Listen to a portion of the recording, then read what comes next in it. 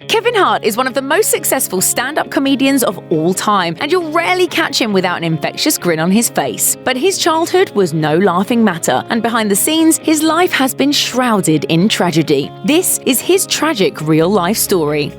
Hart tailored his award-winning formula for stand-up by focusing on topics that centered around his dysfunctional upbringing, in particular, his experience growing up with his father Henry, who was so heavily addicted to drugs that Hart claims, quote, nothing else mattered to him. Since Henry spent most of his son's formative years in and out of jail, Hart was raised by a single mom. In his book, I Can't Make This Up: Life Lessons, Hart recalled how his dad allegedly broke into his mum's house to steal money. Another incident involved Henry robbing Hart's brother's barbershop and crashing his car. After a long and tumultuous struggle, Hart and his brother got their father into rehab. Henry eventually met a woman who helped him stay clean. Hart told Stephen Colbert on The Late Show that his relationship with his father is amazing now. He's focusing on being an amazing grandfather. His actions now say, I know how bad I messed up.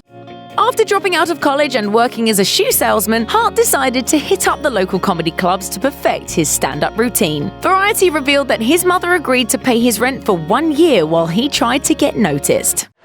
Kevin, she said, I'm not a dream killer. Her exact words, I'm not a dream killer. If you're telling me this is what you want to do, I'm going to let you do it. She said, you got a year.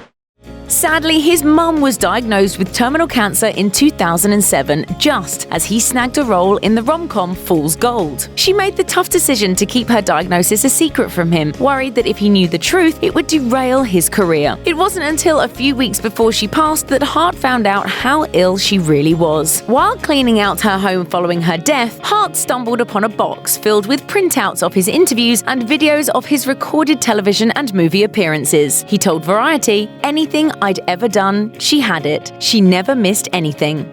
Hart had to struggle to make his way to the top, and he certainly bombed a few times along the way. During his early days on the comedy circuit, he was greeted by disgruntled patrons who weren't feeling his shtick, and they weren't afraid to show their disapproval. According to the Mind of Marvin blog, Hart's own hometown gave it to him the worst. He revealed, people have thrown buffalo wings at me at one point. I remember one time I got hit in the head with a lemon head candy because this guy was so mad at my jokes. But Hart wasn't easily broken, and he didn't let the buffet of food thrown at him deter him from bringing his dreams to fruition.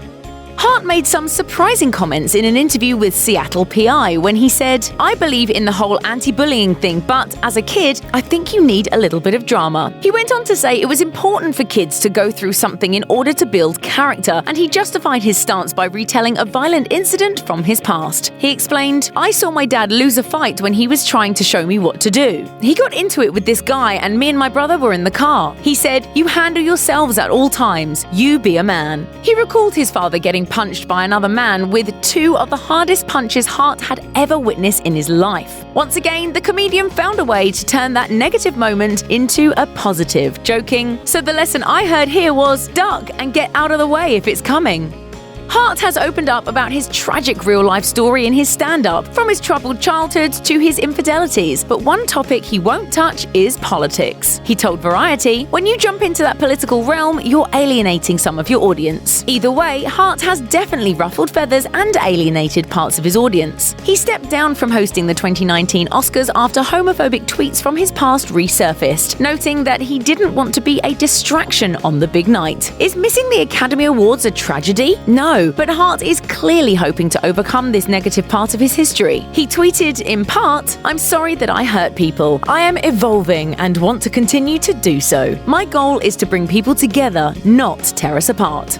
Check out one of our newest videos right here. Plus, even more Nicki Swift videos about your favorite celebs are coming soon. Subscribe to our YouTube channel and hit the bell so you don't miss a single one.